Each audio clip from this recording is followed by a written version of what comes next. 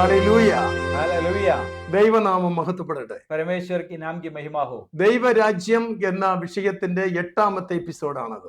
परमेश्वर का राज्य की 8वीं एपिसोड है, अभी जारी है। അതിവിശാലമായ ഒരു വിഷയത്തിന്റെ രത്നചുരുക്കമാണ് ഓരോ എപ്പിസോഡുകൾ. अधिविशाल विषय का संक्षिप्त रूप में एक एक एपिसोड है। അപ്പോൾ തന്നെ അത്യാവശ്യമായി ചില വാക്യങ്ങൾ ആവർത്തിക്കപ്പെടുന്നു. उसी समय कुछ वचनों को बार बार बोलना पड़ता है। നമുക്ക് അതിന്റെ അവസാന ഭാഗത്തിലേക്ക് വരികയാണ്. हम उसके आखिरी समय में आ रहा है। യെശയ്യാപ്രവചനം 32-ാം അധ്യായം 1-ാം വാക്യം വീണ്ടും ഇവിടെ ആവർത്തിക്കുന്നു. യെശയ്യാ നബി की पुस्तक 32 अध्याय की पहला आयत को हम फिर से बोल रहा है। ഒരു രാജാവ് നീതിയോടുകൂടെ വാഴും, പ്രഭുക്കന്മാർ ന്യായത്തോടെ അധികാരം നടത്തും. देखो, एक राजा धर्म से राज्य करेगा और राजकुमार न्याय से हुक्म करेगा। രാജകുമാർ എന്നുള്ള ഒരു പദം കൂടെ നമ്മൾ അവിടെ വായിക്കുന്നു. राजकुमार एक पद और वहां पर पढ़ता है। ഇംഗ്ലീഷ് ബൈബിളിൽ പ്രിൻസസ് എന്നുള്ള പദം വായിക്കുന്നു. इंग्लिश में उसको प्रिंसेस करके कहा गया है। എന്താണ് ഇതിന്റെ അർത്ഥം? इसका मतलब क्या है? പ്രഭുക്കന്മാർ എന്ന് പറയുന്നത് प्रभु बोले राजकुमार बोलेगा तो ദൈവത്തിന്റെ ശക്തന്മാരായ പ്രധാന ദൂതന്മാരെയാണ് പ്രഭുക്കൾ എന്ന് ബൈബിൾ പറയുന്നത്. परमेश्वर का शक्तिशाली दूतों के बारे में राजकुमार करके कहा गया है। എന്നാൽ ഭൂവാസികളുടെ മേൽ അനേക രാജ്യങ്ങളിൽ പ്രഭുക്കന്മാരുണ്ട്. लेकिन इस धरती पर कई जगह पर राजकुमार लोग शासन करता है। ഇവിടുത്തെ പ്രഭുക്കന്മാരെ അല്ല ഇവിടെ ഉദ്ദേശിക്കുന്നത്. इस दुनिया की कोई भी राजकुमार के बारे में नहीं यहाँ पर कहा। സ്വർഗത്തിൽ നിന്ന് രാജാതിരാജാവായ മശിഹ വരുന്നു. स्वर्ग से राजाओं का राजा मसीह आ रहा है। രാജാവിന്റെ പുത്രന്മാരായ രാജസന്തതികളായ അവന്റെ വിശുദ്ധന്മാരായ നാമും കൂടെ വരുന്നു. राजा का पुत्र लोग, उनका जो पवित्र जन, हम लोग उसके साथ आ रहा है। ഇത് നമ്മൾ പ്രഭുക്കന്മാരായിരിക്കുകയാണ്, हम राजकुमार लोग बन गया है, അധികാരികളായിരിക്കുകയാണ്, अधिकारी बन गया है, ഭരണ ചുമതലയുള്ളവരായിരിക്കുകയാണ്, शासन करने का अधिकार हमें मिल गया है, ദൈവത്തിന് അഭിഷക്തന്മാരായിരിക്കുകയാണ്, परमेश्वर का अभिषेक हो गया है, നമ്മൾ സ്വർഗീയന്മാരായിരിക്കുകയാണ്, हम स्वर्गीय बन गया है, നമ്മൾ തേജസ്കരണം പ്രാപിച്ചവരായിരിക്കുകയാണ്, हम महत्वपूर्ण बन गया है, സ്വർഗീയ രാജാവിന്റെ സ്വർഗീയ പുത്രന്മാരായിരിക്കുകയാണ്. स्वर्गीय राजा का राजकुमार हम लोग बन गया है। അങ്ങനെ ഭൂമിയിൽ രാജഭരണം ഏറ്റെടുക്കുമ്പോൾ ऐसा इस धरती पर अधिकार लेने के समय ഇതൊരു കഥയല്ല പറയുന്നത്, ये कहानी नहीं है, ഇത് ഞങ്ങളുടെ ഭാവനയല്ല പറയുന്നത്. ये हमारा भावना नहीं है, വിശുദ്ധ സത്യവേദ പുസ്തകം സത്യമായി പ്രസ്താവിക്കുന്ന പ്രവചനങ്ങളാണ്. परमेश्वर का पवित्र वचन में लिखा गया हुआ भविष्यवाणी की बातें हैं। ആദ്യമേ നമ്മൾ ചിന്തിച്ചു, पहले हम इसके बारे में बयान की। ഭൂമിയുടെ മധ്യഭാഗമായി ദൈവം തിരഞ്ഞെടുത്ത ഇസ്രായേലിൽ ദൈവം രാജഭരണം സ്ഥാപിക്കും. इस धरती के मध्य भाग में इस्राएल में परमेश्वर का राज्य, अपना राज्य की स्थापना करेगा, അവിടെ രാജസിംഹാസനം സ്ഥാപിക്കും. वहां पर राज सिंहासन बनाएगा। ആ സമയത്ത് സംഭവിക്കുന്ന ഒരു കാര്യം, उस समय होने वाला एक बात है, ആകാശത്തിൽ കുടിയിരിക്കുന്ന ദുഷ്ടാത്മ സേനകളെല്ലാം മാറിപ്പോകും. आकाश पर जो रहने वाला सारे दुष्टात्माओं को परमेश्वर निकाल देगा। ഭൂമിയുടെ കാലാവസ്ഥയ്ക്ക് വ്യതിയാനം വരുത്തുന്ന ആകാശത്തിലെ തട്ടുകൾക്ക് മാറ്റം വരും. इस धरती की वातावरण को जो हिलचाल करता है, सारे बात को परमेश्वर निकाल देगा। അനേക വാതക സഞ്ചയങ്ങളുടെ ലെയറാണ് ആകാശത്തട്ടുകൾ. कई लेयर इस बादलों पर है। അതിന് ട്രോപ്പോസ്ഫിയർ, ടോർസോസ്ഫിയർ, exosphere, mesosphere, ionosphere, thermosphere, ozone layer എന്നിങ്ങനെ പല പേരുകളിൽ അറിയപ്പെടുന്നു. वहां पर कई प्रकार की लेयर, वहां पर ओसोन लेयर करके कहा गया है। ഭൂമിയോടുള്ള ബന്ധത്തിൽ ഏറ്റവും പ്രധാനപ്പെട്ട ഒരു ലെയറാണ് ഓസോൺ ലെയർ.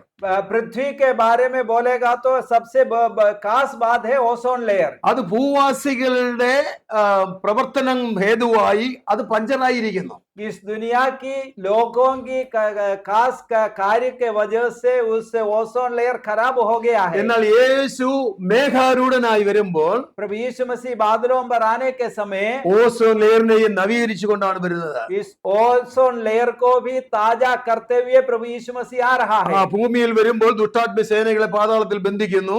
प्रभु यीशु मसीह आने के समय में दुष्टात्माओं को बंदी गृह में डाल दिया जाता है। യെരുശലേമിൽ കർത്താവ് രാജസിംഹാസനം സ്ഥാപിക്കുന്നു. यरूशलेम में परमेश्वर का राजा सिंहासन बना देता है। കർത്താവ് തന്റെ വിശുദ്ധന്മാരുമായി ഭൂമിയിൽ എല്ലായിടത്തും ഭരണം നടത്തും. परमेश्वर प्रभु यीशु मसीह अपना पवित्र लोगों के साथ में सारा दुनिया भर में शासन करेगा। അന്നേരം കാലാവസ്ഥയ്ക്ക് വലിയ മാറ്റമുണ്ടാകും. वहां पर इस वातावरण को बदलाहट होगा। മനുഷ്യ ജീവിതത്തിന് വലിയ മാറ്റങ്ങൾ ഉണ്ടാകും. मनुष्य का जीवन का भी गति हालेलुया सब बदलेगा. സ്വർഗതുല്യമായ ഒരു ഭൂമി എന്നുള്ളത് നമ്മുടെ സ്വപ്നം മാത്രമാണ്. स्वर्ग समान एक पृथ्वी हमारा केवल सपना है. എന്നാൽ സാക്ഷാൽ സ്വർഗം തന്നെ ഭൂമിയിൽ ഇറങ്ങി വരുന്ന ഒരു വാഴ്ചയാണിത്. हालेलुया. इस साक्षात स्वर्ग इस धरती पर उतर आने का एक महान कार्य है. യേശുക്രിസ്തു തന്റെ ശിഷ്യങ്ങളോടും ജനത്തോടും വളരെ പ്രാധാന്യമായി ഈ വിഷയം പറഞ്ഞു. प्रभु यीशु मसीह अपना शिष्य लोगों को और उसके ऊपर विश्वास करने वालों को इस सच्चाई को बताया था. നിങ്ങൾ പ്രാർത്ഥിക്കുമ്പോൾ ഇവണ്ണം പ്രാർത്ഥിപ്പീൻ. तुम प्रार्थना करने के समय ऐसा प्रार्थना करो. സ്വർഗ്ഗസ്ഥനായ ഞങ്ങളുടെ പിതാവേ, നിന്റെ രാജ്യം ഭൂമിയിൽ സ്ഥാപിതമാക്കണമേ. हे हमारा स्वर्गीय पिता, आपकी राज्य की स्थापना इस धरती पर हो जाए. ആ രാജ്യമാണ് ദൈവരാജ്യം. वो राज्य है परमेश्वर का राज्य. യെശയ്യാപ്രവചനം 32 അധ്യായം यशायाह नबी 32 की अध्याय 3 വാക്യം 4 വാക്യം ഇവിടെ വായിക്കുന്നു. उसका तीसरा और चौथा कलम पढ़ेंगे. അന്ന് കാണുന്നവരുടെ കണ്ണ് ഇനി മങ്ങുകയില്ല. उस समय देखने वालों की आंखें धुंधली ना होगी. എന്ന് പറഞ്ഞാൽ അന്ധന്മാരുണ്ടായിരിക്കാത്ത ഒരു കാലം. उस समय कोई अंधे नहीं होगा. ഇന്ന് ഭൂമിയിൽ അന്ധന്മാരുടെ അനേക യൂണിയൻ തന്നെയുണ്ട്. आज अंधा लोगों का एक यूनियन भी इस दुनिया में है. ഒറ്റ അന്ധനോ കാഴ്ചക്കുറവുള്ളവനോ അന്ന് കാണുകയില്ല. कोई भी अंध व्यक्ति नहीं, तो जो धुंधला का व्यक्ति कोई नहीं होगा. കണ്ണ് മങ്ങുകയില്ല എന്ന് അവിടെ എഴുതിയിരിക്കുന്നത്. किसी का भी आंख धुंधला नहीं होगा. കേൾക്കുന്നവിടെ ചെവി ശ്രദ്ധിക്കും. सुनने वालों को कान लगे रहेंगे. അവിടെ ചെകിടന്മാരുണ്ടായിരിക്കില്ല. वहां पर कोई बहिरा नहीं നല്ല होगा. ചെറിയ ശബ്ദവും സ്ഫുടമായി കേൾക്കാവുന്നതായ छोटा सा छोटा शब्द भी बहुत अच्छी तरह से सुनेंगे. അവിവേകികളുടെ ഹൃദയം പരിജ്ഞാനം ഗ്രഹിക്കും. उतावलों का मन ज्ञान की बातें समझेंगे. കർത്താവിനെ ആ കാലഘട്ടത്തിൽ ഒരു വിവരക്കേട് സംസാരിക്കുന്ന മനുഷ്യനും ഭൂമിയിൽ കാണുകയില്ല. उस समय में कोई भी धोखे की बात बोलने वाला नहीं होगा. ഇന്ന് അവിവേകികൾ ധാരാളമുണ്ട്. आज जो ऐसा बोलने वाला तो बहुत है, എന്നാൽ ദൈവത്താൽ അവർ പരിജ്ഞാനമുള്ളവരായി തീരുക. लेकिन परमेश्वर की ज्ञान के वजह से वो ज्ञानी बन जाएगा. അടുത്തതായി വായിക്കും, വിക്കന്മാരുടെ നാവ് തടവില്ലാതെ സംസാരിക്കും. उस समय तुतलाने वालों की जीभ भी फुर्ती से साफ बोलेगी. ഇന്ന് ഈ ഭൂവാസികളിൽ ധാരാളം വിക്കന്മാരുണ്ട്.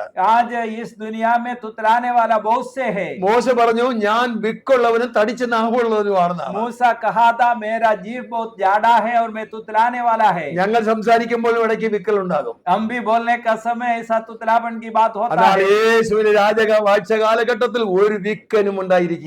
लेकिन प्रभु यीशु मसीह राजा करके शासन करने का समय तुतलाने वाला कोई भी नहीं रहेगा. വീണ്ടും അതിന്റെ 35 അധ്യായം നോക്കൂ.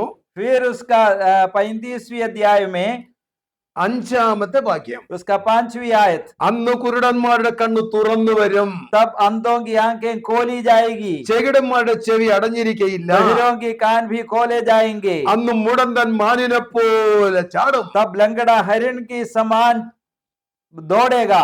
മുടന്തൻ എന്ന് പറഞ്ഞിരിക്കുന്നതിൽ വേറൊരു മർമ്മം കൂടെ ഉണ്ട്. लंगड़ा के बारे में बोलने का एक रहस्य भी है.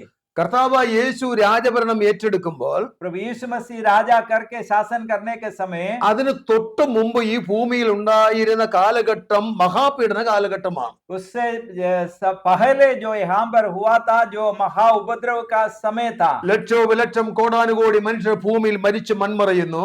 लाखों लाखों करोड़ों करोड़ों लोग इस धरती पर मर जाते हैं. ആ യുദ്ധഭൂമിയിൽ അംഗവൈകല്യത്തോടുകൂടെ മുടന്തന്മാരായി വിവിധ നിലകൾ അംഗവൈകല്യമുള്ളവർ മാത്രമായിരിക്കും അധികം പേരും. उस लड़ाई का मैदान में जो लड़ाई के कारण बहुत से अंगहीन लोग और लंगड़े लोग होंगे. കർത്താവ് മേഘാരൂഢനായി വരുമ്പോൾ परमेश्वर बादलों पर आने के समय കർത്താവിന്റെ സാന്നിധ്യം ഭൂമിയിലേക്ക് വരുമ്പോൾ परमेश्वर की सानिध्य हम पर प्रकट होने पर കാഹളം ധ്വനിക്കുമ്പോൾ ദൈവശബ്ദം കർത്താവിന്റെ വായിൽ നിന്ന് ഭൂമിയിലേക്ക് വരുമ്പോൾ वो तुरही के समान परमेश्वर की मुंह से निकलते हुए आवाज के समय ദൈവ സാന്നിധ്യം കൊണ്ട് ഭൂവാസികൾ തുള്ളിച്ചാടും. परमेश्वर के उपस्थिति से जो दुनिया के लोग हरण के समान कूदेंगे. യുദ്ധത്തിൽ തകർന്ന ശരീരത്തിന് പ്രകൃതി തുള്ളിച്ചാടുന്ന ആരോഗ്യവാന്മാരെ തീരുകയാണ്. जो लड़ाई के समय में अंगहीन हो गया, वो सब कूदने का अवस्था में आ जाएगा. രാജ്യഭരണം തുടങ്ങുന്നതിന് മുന്നമേ തന്നെ അവർ ആരോഗ്യവാന്മാരായി തീരുകയാണ്. परमेश्वर का शासन के समय शुरू होने से पहले से ही वो लोग बहुत तंदुरुस्त बन जाएगा. സ്വർഗം തുറന്ന് യേശു വിശുദ്ധ മരുഭൂമിയിലേക്ക് വരുന്ന സാന്നിധ്യത്തിൽ തന്നെ ഇവർ സൗഖ്യമാകുന്നു. स्वर्ग खुलकर परमेश्वर अपना पवित्र लोगों के साथ दुनिया में आने का समय से ही ये सब बदलाव हो जाएगा, മരുഭൂമിയിൽ വെള്ളവും നിർജ്ജന പ്രദേശത്ത് തോടുകളും പുറപ്പെടും. क्योंकि जंगल में जल के सोते फूट निकलेंगे और मरुभूमि नदियां बहने लगेगी. നമുക്ക് എല്ലാവർക്കും സന്തോഷകരമായ മറ്റൊരു വാക്യം കൂടെ ഇവിടെ വായിക്കുന്നു. हमको बहुत खुशी देने वाला एक बात यहाँ पर पढ़ता है. 33-ാം അധ്യായം 24-ാം വാക്യം. 33 अध्याय की 24वीं कलाम. എനിക്ക് ദീനം എന്ന് യാതൊരു നിവാസിയും പറയുകയില്ല. कोई निवासी ना कहेगा कि मैं रोगी हूँ. ഭയങ്കര അതിശയമാണ്. बहुत अजीब की बात है. ഇന്ന് ലോകരാജ്യം 195 രാജ്യങ്ങളുണ്ട്. आज दुनिया में 195 देश है. എല്ലായിടത്തിലെയും ജാതിയും മത വിഭാഗത്തിൽപ്പെട്ടവർക്കും രോഗമുണ്ട്. सब जगह पर जो कहीं भी धर्म का पर विश्वास करने वाला होगा रोगी है. സാധാരണക്കാർക്കും രോഗമുണ്ട്, ഭരണാധികാരികൾക്കും രോഗമുണ്ട്. साधारण लोगों को भी रोग है और शासन करने वालों को भी रोग है. മന്ത്രിമാർക്കും രോഗമുണ്ട്, പ്രസിഡന്റുമാർക്കും രോഗമുണ്ട്. मंत्री लोगों को भी रोग है, प्रेसिडेंट या प्रधानमंत्री को भी रोग है. രാജാക്കന്മാരുണ്ടെങ്കിൽ രാജാക്കന്മാർക്കും രോഗമുണ്ട്. राजा है तो उसको भी रोग है. എനിക്ക് രോഗം ഇല്ല എന്ന് ഒരുത്തൻ പോലും പറയാനില്ല.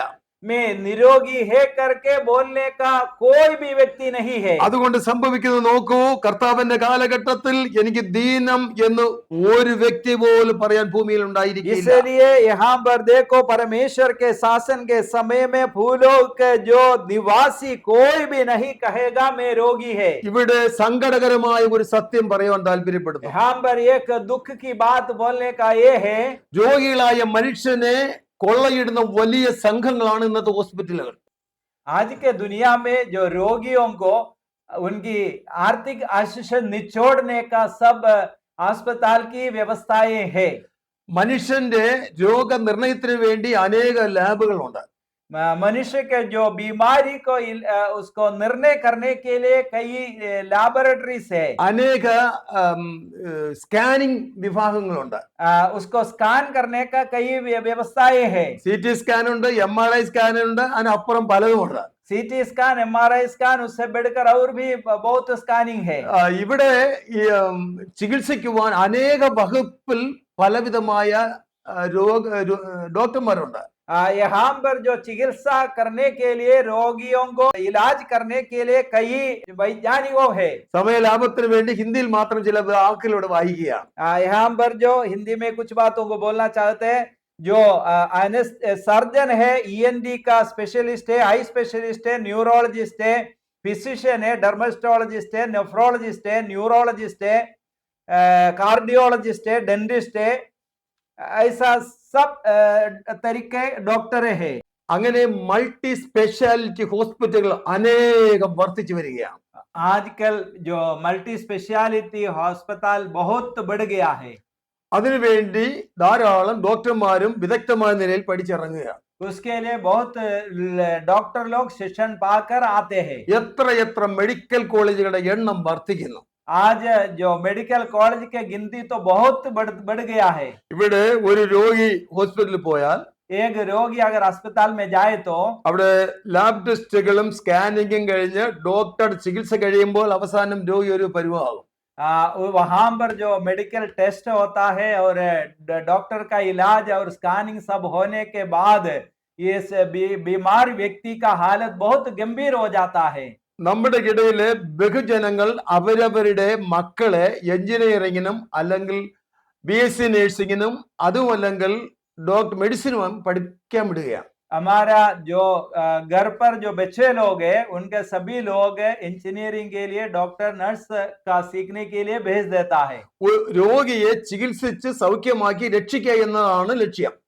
रोगियों को इलाज करके उनको बचाना है, इसका लक्ष्य.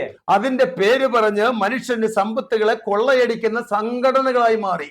इसका हालेलुया नाम लेकर उसका आर्थिक आशीष को निचोड़ने का एक व्यवस्था बन गया है अस्पताल. ഭൂവാസികളുടെ ഇടയിൽ സങ്കടകരമായ ഒരു കാര്യമാണത്. भूवासियों के बीच में एक दुख की अवस्था है ये बात। എന്നാൽ നമ്മുടെ കർത്താവ് രാജാവ് രാജാവായി വാഴുമ്പോൾ लेकिन हमारा मसीह राजाओं का राजा करके शासन करने के समय ഇവിടെ ഒരു രോഗമില്ല, यहाँ पर कोई बीमारी नहीं होगा, ഒരു രോഗിയില്ല, कोई रोगी नहीं होगा, ഒരു ടെസ്റ്റും ഇല്ല, ഒരു ഡോക്ടറും വേണ്ട. कोई टेस्ट नहीं है, कोई डॉक्टर भी नहीं है। Praise the Lord. हालेलुया। എത്ര മനോഹരമായ രാജ്യം. कितना सुंदर राज्य है। ഇവിടെ യെശയ്യാപ്രവചനം 9-ാം അധ്യായം यहाँ पर यशायाह नबी का पुस्तक 9वीं अध्याय യേശുവിന്റെ ജനനം മുതൽ തന്റെ രാജവാഴ്ചയെ കുറിച്ചുള്ള പ്രവചനം ഇവിടെ ഉണ്ട്. यीशु मसीह का जन्म से लेकर उसका राजा की शासन काल के बारे में लिखा गया। രാജാവായി ഭരിക്കുമ്പോൾ തന്റെ ജനനത്തിൽ തന്നെ ഭാവിയെ കുറിച്ച് ഇവിടെ പ്രവചിച്ചിരിക്കുന്നു.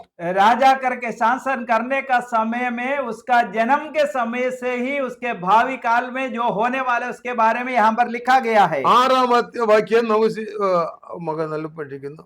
ആധിപത്യം അവന്റെ തോളിലിരിക്കും, അവൻ അത്ഭുത മന്ത്രി, വീരനാം ദൈവം, നിത്യപിതാവ്, സമാധാന പ്രഭു എന്ന് പേർ വിളിക്കപ്പെടും. उसके 6वीं आयत में ऐसा लिखा गया है, प्रभुता उसके कंधे पर होगी और उसका नाम अद्भुत युक्ति करने वाला, पराक्रमी परमेश्वर, अनंतकाल का पिता और शांति का राजकुमार करके उसका नाम रखा जाएगा। എല്ലാ അധികാരങ്ങളും പദവികളും മഹത്വവും ഒറ്റ രാജാവിൽ നിന്ന് പുറപ്പെടുകയാണ്. सारे अधिकार, पद और सारे महिमा इस प्रभु यीशु मसीह के से ही होता है। പ്രിയമുള്ളവരെ, രോഗവും ദുഃഖവും വേദനയും മരണമില്ലാത്ത ഒരു കാലം എത്ര മനോഹരമാണ്.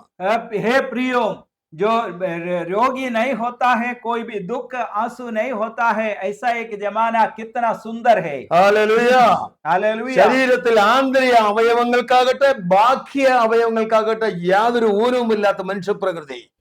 शरीर की अंदर की व्यवस्था हो नहीं तो बाहरी तौर से कोई भी कमी नहीं है, ऐसा एक व्यवस्था। 1000 വർഷം നീണ്ടു നിന്നാലും യൗവനയുക്തമായ ശരീരപ്രകൃതി. 1000 साल तक जिएगा तो भी उसका जो जवानी की अवस्था। 103-ാം സങ്കീർത്തനത്തിന്റെ 3-ാം വാക്യത്തിൽ വായിക്കുന്ന പോലെ നിന്റെ സകല രോഗങ്ങളെയും അവൻ സൗഖ്യമാക്കുമെന്നാണ്. भजन संहिता 103 की 3 में हम पढ़ता है, वही शायद तुम्हारा सारे बीमारियों को परमेश्वर चंगा करेगा। 89-ാം സങ്കീർത്തനത്തിന്റെ 4-ാം വാക്യത്തിൽ 99 जो भजन संहिता में लिखा है, 89-ാം സങ്കീർത്തനത്തിന്റെ 14-ാം വാക്യത്തിൽ 99 जो भजन संहिता 14 कलाम में जैसा हम पढ़ता है, നീതിയും ന്യായവും സിംഹാസനത്തിന് അടിസ്ഥാനമായിരിക്കും.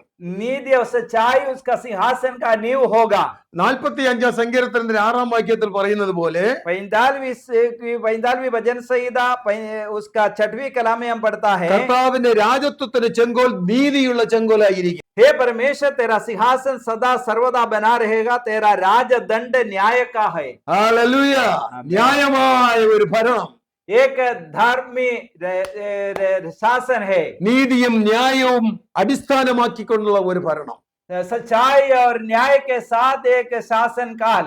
മനുഷ്യനാൽ ജനിക്കുന്ന ഒരുവനെ കൊണ്ടവൻ സാധ്യമല്ല.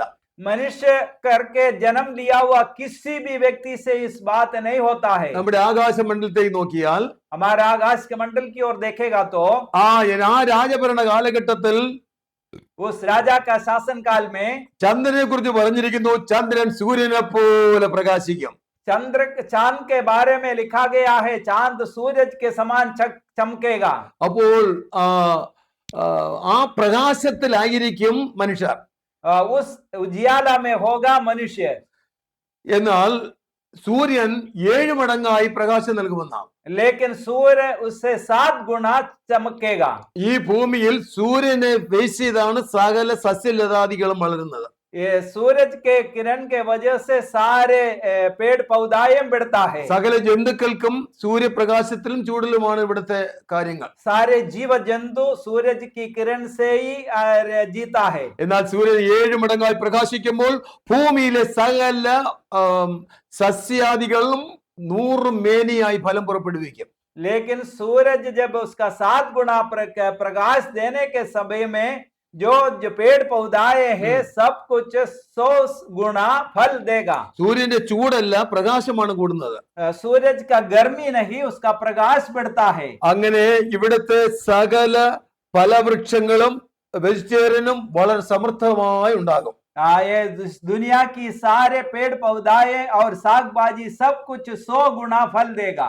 യെശയ്യാപ്രവചനം 55-ാം അധ്യായം 12-13 വാക്യങ്ങളിൽ ये- പാഴ്മല, മരുഭൂമി ഇതെല്ലാം ഏതിനായി മാറും?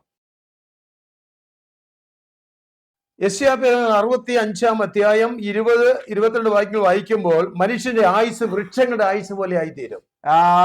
यशायाह नबी का पुस्तक 65वीं अध्याय में हम पढ़ता है, मनुष्य का आयु वृक्ष के आयु के समान होंगे। ഇന്ന് ഭൂമിയുടെ മധ്യഭാഗമാകുന്ന ഇസ്രയേലിൽ യെരുശലേമിൽ പോയാൽ आज दुनिया की सबसे मध्य भाग में इस्राएल के देश में യേശുവിനെ അറസ്റ്റ് ചെയ്ത ഗെത്സമന തോട്ടത്തിൽ यीशु मसीह को जो अरेस्ट किया हुआ गेत्सेमना वाटिका 2000-ഉം 2500 വർഷം വരെ പഴക്കമുള്ള ചില ഒലിവ് വൃക്ഷങ്ങൾ അവിടെ ഉണ്ട്. 2000 से लेकर 2500 साल की जैतून की वृक्ष वहां पर है। യേശു ക്രിസ്തുവിനെ അറസ്റ്റ് ചെയ്തതിന്റെ അടയാളമായി സാക്ഷികളായി ഈ വൃക്ഷങ്ങൾ അവിടെ നിൽപ്പുണ്ട്. यीशु मसीह को अरेस्ट किया हुआ साक्षी बना हुआ इस जैतून की वृक्ष वहां पर खड़ा है अभी भी। ഒരു പ്രാവശ്യം ഞാൻ ഗുജറാത്തിൽ കടന്നു പോയപ്പോൾ एक बार मैं गुजरात में जाते समय റാണ എന്ന പേരുള്ള ഒരു വൃക്ഷത്തെ അവിടുത്തെ ദേശനിവാസി കാണിച്ചു തന്നു. रामा करके एक वृक्ष वहां पर की देशवासी लोग मुझे दिखाया। ആ വൃക്ഷത്തിന് പേര് റാണ എന്നാണ്. राणा, റാണ. उस वृक्ष का नाम है राणा। 100 വർഷമായാലേ ആദ്യത്തെ പൂ ഉണ്ടാകത്തുള്ളൂ. 100 साल होने पर ही उसका पहला फूल निकलेगा। അതിനുശേഷം 1000-ത്തോളം വർഷങ്ങൾ അത് വളരും. उसके बाद 1000 साल तक भी वो रहता है। പിന്നെ പൂവും ഫലങ്ങളും അതിൽ നിന്നുണ്ടാകും. फिर उसका फूल और फल होते रहेगा। നമ്മുടെ ഇടയിൽ നട്ട ഉടൻ തന്നെ അതാത് വർഷം തന്നെ പൂക്കൾ ഉണ്ടാകുന്ന വൃക്ഷമല്ല അത്. हमारे जगह पर जो हर साल 1 साल के अंदर जो फूलते हैं फलते हैं वैसा वृक्ष नहीं है वो।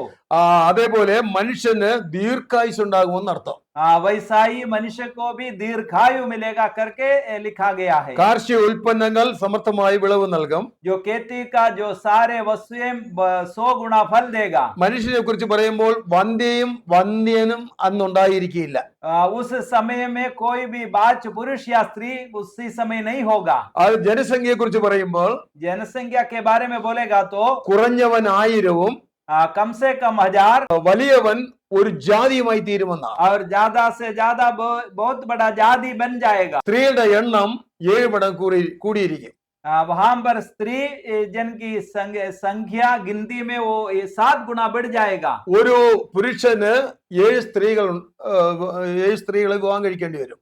एक पुरुष 7 स्त्रियों को विवाह करना पड़ेगा। അതിനെ തുടർന്ന് വന്ധ്യതയില്ല, वहां पर तो बांझ होगा नहीं, ഒരു രോഗവുമില്ല, कोई बीमारी नहीं, സമൃദ്ധിയോട് സമൃദ്ധിയാണ്. सब कुछ हालेलुया समृद्धि है। ആ കുഞ്ഞുങ്ങൾ വർദ്ധിച്ചു പെരുകും. बच्चे बढ़ते रहेंगे। അങ്ങനെ ഒരു ഭാര്യയും ഭർത്താവിനും എന്ന നിലയിൽ ഒരു കുടുംബം ആരംഭിച്ചാൽ एक पति पत्नी करके परिवार होएगा तो ബൈബിൾ പറയുന്നു കുറഞ്ഞത് 1000 പേരെങ്കിലും ആ ഒരു കൊച്ചു കുടുംബത്തിൽ കാണും. पवित्र शास्त्र में लिखा है कम से कम 1000 जन उस परिवार में होगा। വലിയൊരു കുടുംബമാണെങ്കിൽ अगर एक बड़ा परिवार होगा तो 10,000-കണക്കിനുള്ള എണ്ണിയാൽ കണക്കെടുക്കാൻ കഴിയാതെ വണ്ണം വളരെ വലിയ സമൂഹമായി തീരും. गिनती के बाहर बहुत बड़ा गिनती में होगा।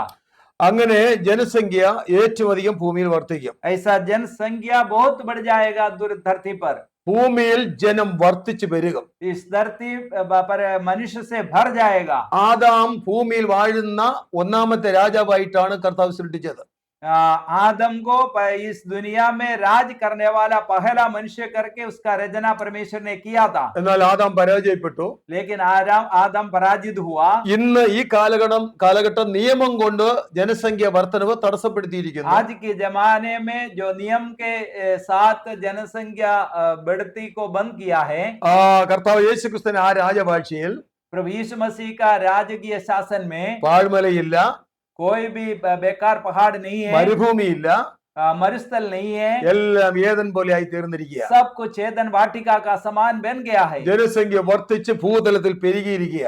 जनसंख्या बढ़कर इस सारे भूतल में भर गया है. ദൈവത്തോടുള്ള ബന്ധത്തിൽ ദൈവത്തിന്റെ ഒരു വാഗ്ദത്ത നിവൃത്തിയാണത്. परमेश्वर का एक वायदा का सिद्ध बन जाता है ये. ഇതിനോടുള്ള ബന്ധത്തിൽ മറ്റൊരു കാര്യം കൂടെ പറയട്ടെ. इसके अनुसंधान में और एक बात बोलना चाहते हैं. ഭൂമിയിൽ കള്ളത്തരവും പിടിച്ചു പറയുമില്ല.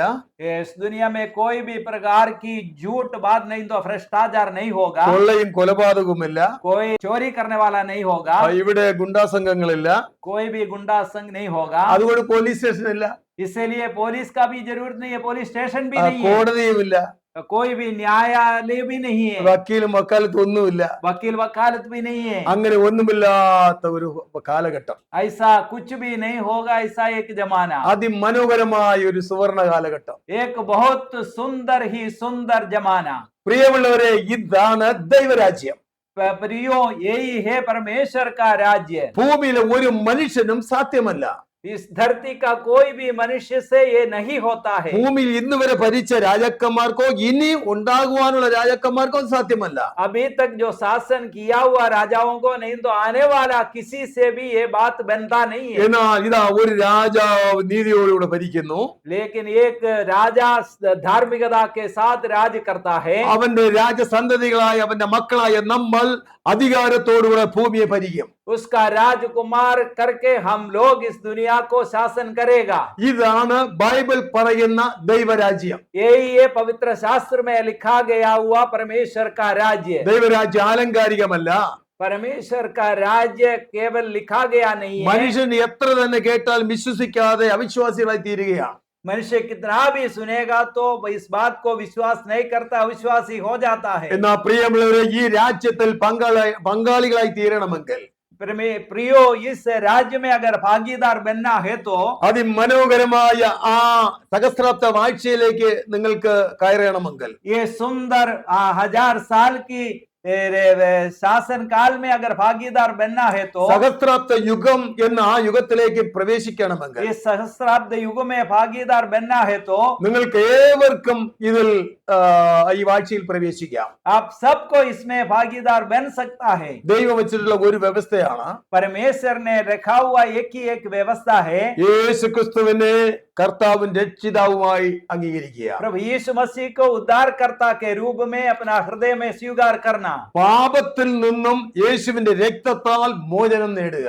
पाप से प्रभु यीशु मसीह का लहू के द्वारा छुटकारा पाना है. യേശുവിന്റെ രക്തം സകല പാപവും പോക്കി നമ്മെ ശുദ്ധീകരിക്കുന്നു. प्रभु यीशु मसीह का लहू हमारा सारे पाप को हालेलुया क्षमा कर देता है, हमें छुटकारा देता है. തന്നിൽ വിശ്വസിക്കുകയും തന്നോടുകൂടെ ചേരുവാൻ വിശ്വാസ സ്നാനം സ്വീകരിക്കുകയും ചെയ്യണം. प्रभु यीशु मसीह के ऊपर विश्वास करना और प्रभु के साथ मिलने के लिए बपतिस्मा ले लेना. അങ്ങനെയുള്ള ദൈവഭക്തന്മാരുമായി ഒരുമിച്ച് ആത്മീയ ആരാധനയിൽ മുന്നോട്ട് പോകണം. ऐसा भक्त लोगों के साथ में आत्मीय आराधना में आगे बढ़ते रहना. അങ്ങനെയുള്ളവർക്ക് മാത്രമേ ഈ ദൈവരാജ്യത്തിൽ പ്രവേശിക്കാൻ കഴിയുകയുള്ളൂ. ऐसा लोगों को ही इस परमेश्वर के राज्य में प्रवेश कर पाएगा. ഇതിന് യാതൊരു രാഷ്ട്രീയമില്ല, യാതൊരു മതവുമില്ല. यहाँ पर कोई भी पॉलिटिक बात नहीं है, कोई धर्म की भी बात नहीं है. ഭൂമിയിലെ എല്ലാ മനുഷ്യനും ആദാമ്യ സന്തതികളാണ്. धरती के सारे मनुष्य आदम की वंश परंपरा में है. ദൈവം വെച്ചുള്ള ഈ വ്യവസ്ഥ വഴിയും സത്യവും ജീവനും യേശു ക്രിസ്തുവാണ്. परमेश्वर ने रखा हुआ इस व्यवस्था, मार्ग, सच्चाई और जीवन प्रभु यीशु मसीह है. യേശു വിശ്വസിക്കുക, നിത്യജീവനിലേക്ക് പ്രവേശിക്കുക. यीशु मसीह के ऊपर विश्वास करो और अनंत काल की जीवन में प्रवेश करो. God bless you all. प्रभु यीशु मसीह सबको आशीष करे. Amen. आमेन.